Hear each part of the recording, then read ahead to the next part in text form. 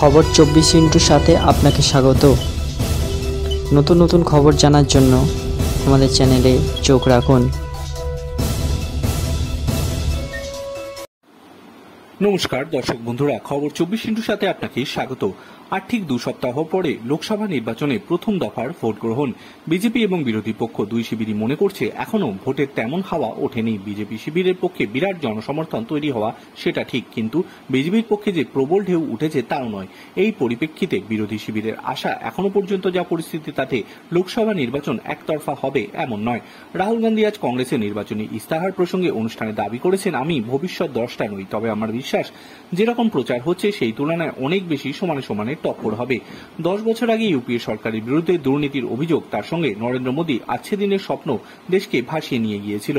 2019-এর লোকসভা ভোটের ঠিক আগে পুলওয়ামা সিআরপি কনভয় জঙ্গি হানা এবং তার জবাবে বালাকোট বায়ুসেনা অভিযানে দেশ জুড়ে জাতীয়তাবাদের আবেগ উস্কে দিয়েছিল।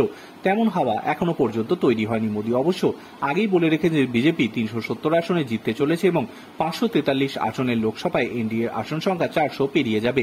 উল্টো দিকে রাহুল রামলীলা ময়দানে জনসংখ্যায় দাবি করেছেন ম্যাচ ফিক্সিং না হলে বিজেপি 180-তে নেমে আসবে। বিজেপি শিবিরের যুক্তি, রাহুলের দাবি ভিত্তিহীন। রাম মন্দির ঘিরে দেশে হিন্দুদের মধ্যে আবেগ তৈরি হয়েছে। মোদী সরকারের কাজে সকলেই খুশি। সর্বোপরি বিরোধী শিবিরের নরেন্দ্র মোদীর বিকল্প কেউ নেই। সেই কারণে বিজেপি 2019-এর থেকেও বেশি আসনে জিততে চলেছে। আজ রাহুল পাল্টা যুক্তি দিয়েছেন, অটল বিহারী বাজপেয়ীর সময়ও একই রকম আবহ তৈরি করা হচ্ছিল। ইন্ডিয়া শাইনিং এর প্রচার চলছিল, এবার তার সঙ্গে আন্তর্জাতিক মাত্রা যোগ হয়েছে। কিন্তু সেবার নির্বাচনে কে জিতেছিল তা মনে করুন। ইন্ডিয়ায় এক নেতার দাবি, রাম মন্দিরের উদ্বোধন ঘিরে হিন্দু ভাবাবেগ তৈরি হয়েছিল। তারপর 2.5 মাস কেটে গিয়েছে। বিজেপি রাম মন্দিরের আবেগে ভর করেই ভোটে উঠতে যাবে ভেবেছিল। মনে করা হচ্ছে বিজেপির হিসেবে ভুল রয়েছে। বিরোধী শিবিরের নেতাদের দাবি, বিজেপি এখনো তা বুঝতে পারছে না, সেই কারণেই বিরোধী নেতাদের গ্রেফতার করা হচ্ছে। যে কোনো বিরোধী নেতাকে বিজেপিতে টেনে এনে প্রার্থী করে দেওয়া হচ্ছে। বিজেপির নেতৃত্ব এখন মরিয়া। তার কারণ, উত্তর ভারতে গত ভোটে বিজেপি খুব ভালো ফল করেছিল, সেখানে আর আসন বাড়ানোর সুযোগ নেই। কর্ণাটক, বিহার, মহারাষ্ট্র বিজেপি বা এনডিএর যেমন আগের মতো ভালো ফল করা কঠিন, তেমন সেখানে আসন কমলে দক্ষিণের অন্যান্য রাজ্য থেকে তা পূরণ করাও কঠিন।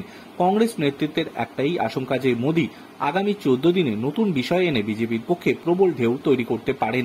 তাহলে আর রাহুলের কথা মতো সমানে সমানে টক্কর হবে না বিজেপি নেতারা, সেই দিকেই তাকিয়ে আছে। ব্যুরো রিপোর্ট, খবর 24x7।